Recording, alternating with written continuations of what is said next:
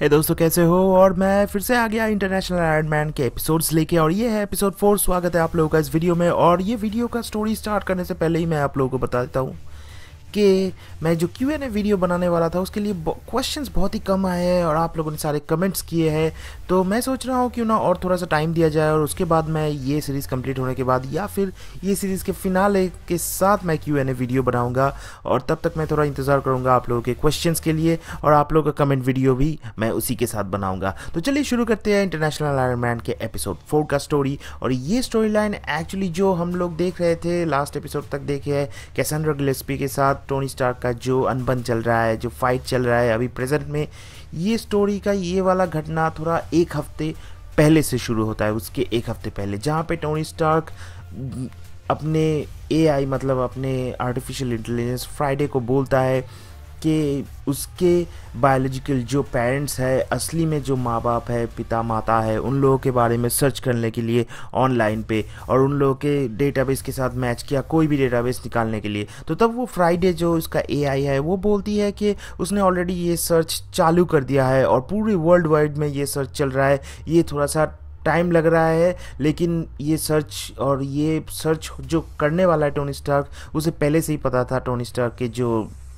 Monitor है या फिर उसके जो एआई मैट्रिक्स है, और उसी से सर्च से कुछ अभी न्यूज़ मिला है, और उसी सर्च के कुछ ही वो न्यूज़ को फॉलो करते हुए अभी टोनी स्टार्क पहुंच गया है बुल्गारिया में, जहाँ पे एक एडॉप्शन सेंटर है या फिर एक ऑर्फनेज है, आप लोग बोल सकते हैं। उसी ऑर्फनेज में टोनी स्टार्क भी एक टाइम पे था, और उधर से ही टोनी स्टार्क को अडॉप्ट किया गया था। लेकिन उस ऑर्फनेज में टोनी स्टार्क बहुत दिनों तक नहीं था। वो जब एकदम बच्चा था तभी उसे अडॉप्ट कर लिया गया था।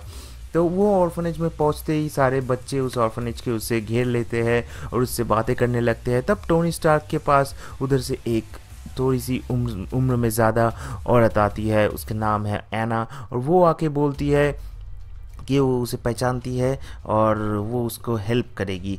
तो टोनी स्टार्क तभी उससे पूछता है क्या इस ऑर्फनेज में कोई पुराना फाइल्स वाला कुछ कमरा है, जहाँ पे मतलब जो कंप्यूटर में डेटाबेस में नहीं है, पुराने फाइल्स में है, क्योंकि ये बहुत ही पुराने दिनों की बात है। तो ऐसे ही एना उसे उस ऑर्फनेज का लाइब्रेरी दिखा देती है, और उसके लाइब्रेरी के अंदर जो पुराने डेटाबेस में जो फाइल्स थे उधर दिखा देते हैं। तो टोनी स्टार्क अपना छानबीन चालू कर देता है। उधर जाके वो अपने पेरेंट्स के बारे में वो फाइल ढूंढता रहता है, अपना जो फाइल्स है, और उसे कौन अडॉप्ट किया था या फिर कौन उसे छोड़ के गया था इस ऑर्फनेज के, वो डेटा के बारे में, लेकिन उसे कुछ भी नहीं मिलता। तो हम चले जाते हैं पुराने दिनों में, जहाँ पे टोनी स्टार्क 20 साल पहले की बात चल रहा है। अभी टोनी स्टार्क और कैसेंड्रा जहाँ पे न्यूजीलैंड पे घूमने आ जाते थे घर से भाग के, लेकिन टोनी स्टार्क को अभी पता चल गया है कि कैसेंड्रा सच में हनी पॉट थी। वो टोनी स्टार्क को उन लोगों के पास मतलब तो कैसेंड्रा की फैमिली के पास ले जाने के लिए कैसेंड्रा की फैमिली ने उसको यूज़ किया था। तो तभी टोनी स्टार्क बोलता है कि तुम मुझसे प्यार नहीं करती। तो तभी टोनी स्टार्क के पिताजी मतलब हॉवर्ड स्टार्क उधर फ्लाइंग कार्स में पहुंच जाते हैं। ये थोड़ा सा मजाकिया लगा, लेकिन वो फ्लाइंग कार्स था शानदार। तो टोनी स्टार्क के पास आके हॉवर्ड स्टार्क बोलता है, टोनी उस लड़की के पास से दूर हट जाओ, वो है एक टेररिस्ट है।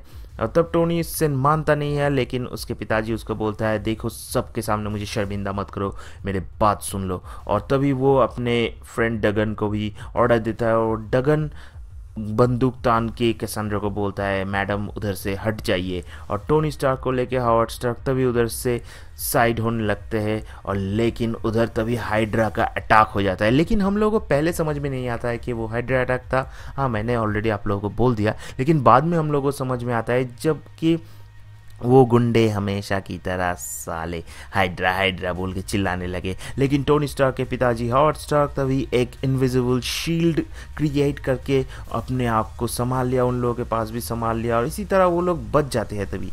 लेकिन तभी हम आ जाते हैं प्रेजेंट डेज में अगेन बुकारेस्ट में, जहाँ पे गिलेस्पी कंपाउंड में अभी टोनी स्टार्क और कैसेंड्रा गिलेस्पी के बीच में बहुत सारी बातें चल रहा था। तो टोनी स्टार्क कैसेंड्रा गिलेस्पी को वही बातें बोलते हुए बोलते हैं कि अभी तुम्हारे माँ बाप का क्या ख्याल है, क्या तुम अभी भी उन लोगों के साथ हो या फिर खुद ही अपना बिजनेस चला रही हो।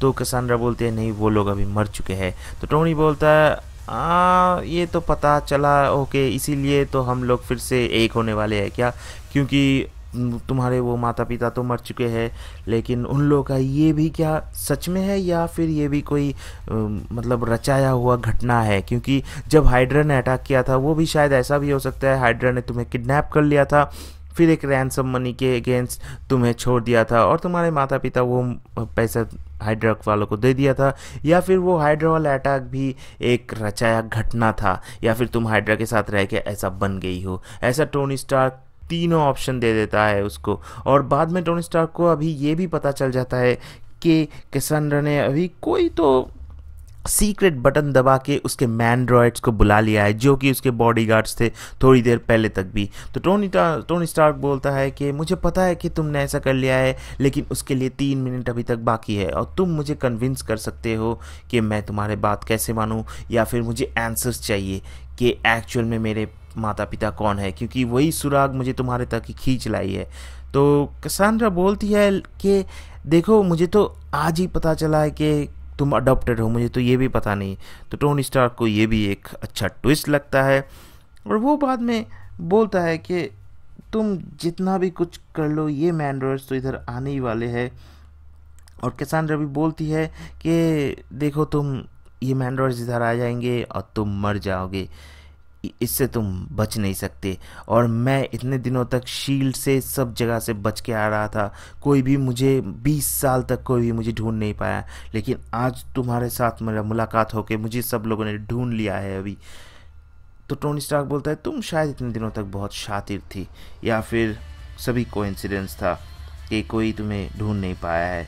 और तभी ये सब कुछ बात होते होते तब टोनी स्टार्क कैसेंड्रा को बोलते हैं देखो जो भी मैंड्रॉइड्स तुम्हारे ये कंपाउंड में आ चुके हैं, मुझे मारने आ रहे हैं या फिर तुम्हें बचाने आ रहे हैं, कुछ भी सोच लो, उन्हें तुम call them of Cassandra, call them of, क्योंकि तुम उन्हें हटा लो, तुम इधर से बच नहीं सकती और तुम ये गलत करोगी अगर तुम उन लोगों को इधर से नहीं हटाया।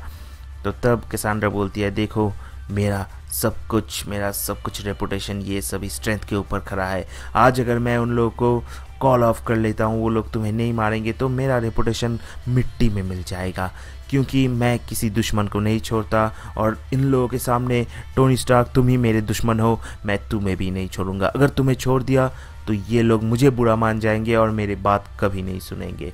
तो इसी के साथ हम लोग देखते हैं कि कैसेंड्रा गिलेस्पी के कॉम्पाउंड के बाहर उसके सारे अपने मैंड्रॉइड्स खड़े हुए हैं, उड़ रहे हवा में, तभी अटैक करने के लिए राज़ी हो गए हैं या फिर अटैक करने के लिए रेडी हो रहे हैं एक के बाद एक।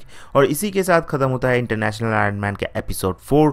आप लोगों को अगर अच्छा लगे तो लाइक कीजिए, कमेंट कीजिए और सब्सक्राइब कीजिए ये चैनल पे कॉमिक सैंडी। और हाँ, आप लोग बताइए अपना अपना कमेंट्स और मैं भी वो फुलफिल करने की कोशिश करूँगा।